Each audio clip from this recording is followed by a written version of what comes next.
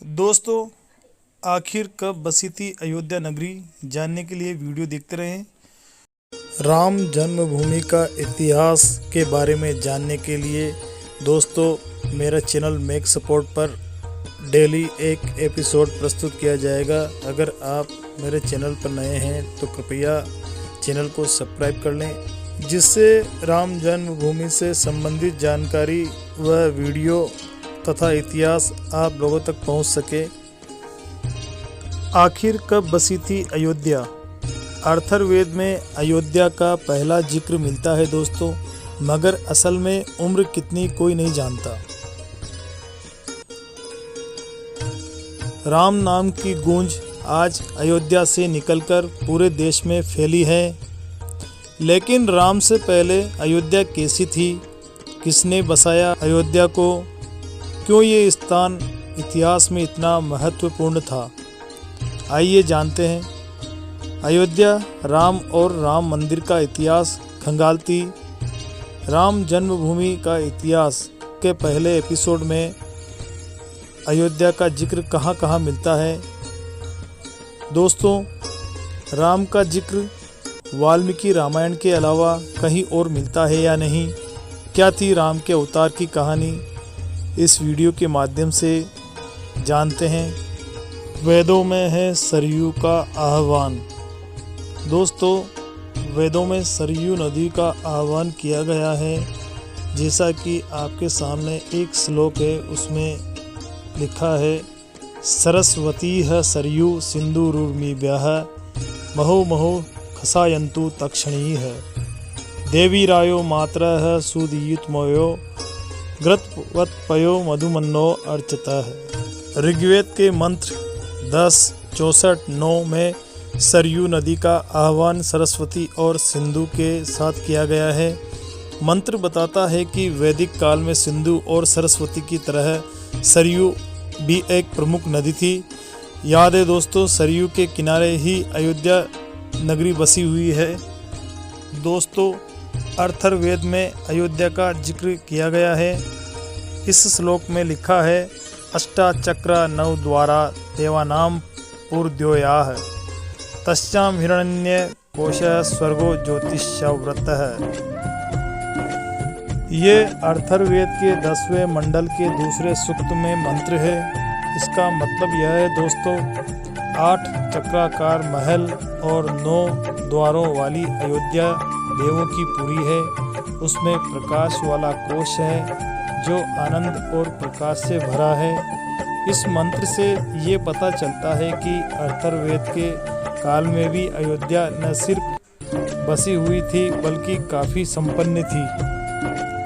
वेद उपनिषद में अयोध्या के 12 पर्यायवाची दिए गए हैं। वेदों के बाद अयोध्या का जिक्र शब्द का जिक्र सदाशिव संहिता, वशिष्ठ संहिता और शुक संहिता में भी है, जहाँ इसे साकेत लोक और रामलोक भी कहा जाता है। सारे वेदों, उपनिषदों और संहिताओं को खंगाले तो अयोध्या के 12 नाम मिलते हैं।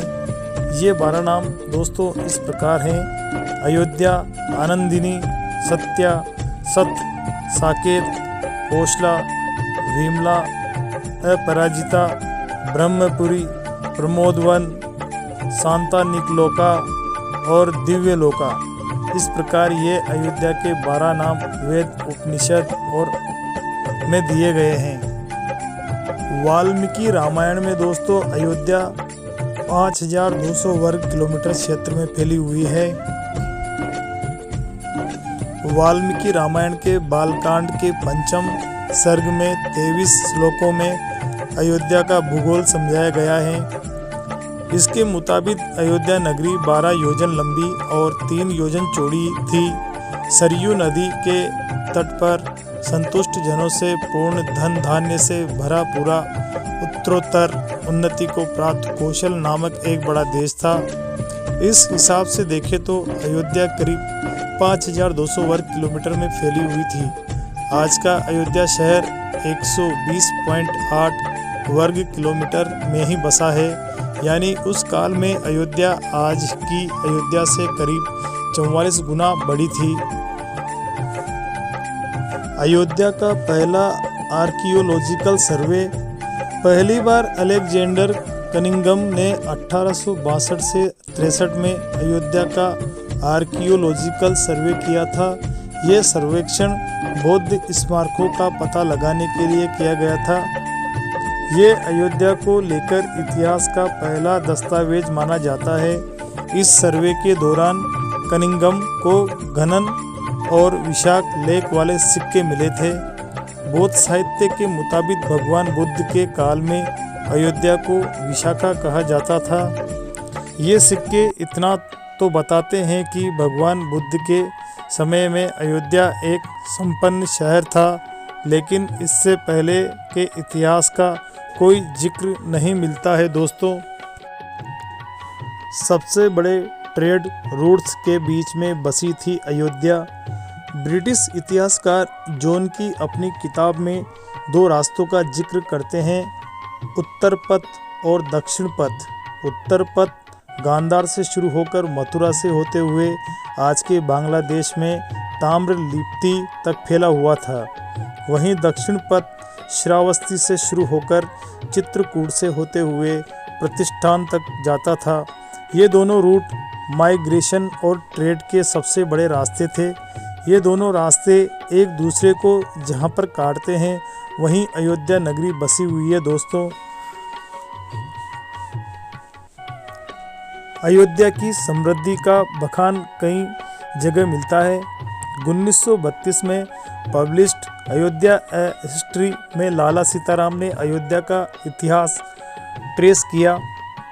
उनके अनुसार 6ठी शताब्दी ईसा पूर्व में अयोध्या कौशल जनपद की राजधानी थी। बुद्ध एवं महावीर के काल में यह एक समृद्ध नगरी थी। मुख्य कौशल में 3 बड़े नगर थे, अयोध्या, साकेत और श्रावस्ती या सावलथी। कुछ जगहों पर अयोध्या को साकेत भी कहा गया है।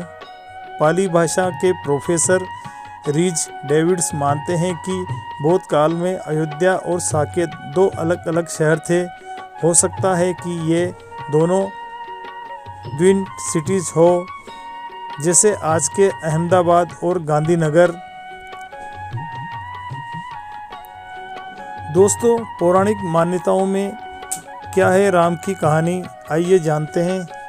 स्कंद पुराण में विष्णु के अवतार राम की कहानी। स्कंद पुराण में भगवान राम अवतार की कहानी है। शिव से अजय होने का वरदान प्राप्त करने के बाद रावण ने देवताओं को सताना शुरू कर दिया। सभी देवता नंदी के पास मदद के लिए पहुँचे। नंदी पहले ही रावण को श्राप दे चुका था कि जब कोई तपस्वी और उसका वानर सेनापति लंका आएगा तो रावण का वध होना तय है। देवताओं ने ये बात विष्णु भगवान को बताई। उनके कहने पर देवताओं ने वानर अवतार लिया। नंदी ने हनुमान अवतार लिया और भगवान विष्णु ने खुद राम अवतार लिया। पुराणों के मुताबिक राम अयोध्या के 64वें राजा थे। अयोध्या सूर्यवंशी राजाओं की राजधानी थी। ये भारतीय इतिहास का सबसे लंबा राजवंश माना जाता है। वंशावली में इस कुल के 123 राजाओं का जिक्र मिलता है। इनमें से 93 ने महाभारत से पहले और 30 ने महाभारत के बाद राज किया। पुराणों के मुताबिक अयोध्या के पहले 11 सूर्यवंशी राजा थे। दशरथ 63वें और राम 64वें राजा हुए। वेदों में सिर्फ इस कुल के 21वें राजा मानदाता का जिक्र मिलता है। दोस्तों, रामराज के बाद की अयोध्या और मंदिर का तोड़ा जाना। 14 साल का वनवास पूरा कर राम अयोध्या लौटे। फिर वहाँ राम राज्य आ गया। लेकिन अयोध्या में ये राम राज्य हमेशा नहीं रहा।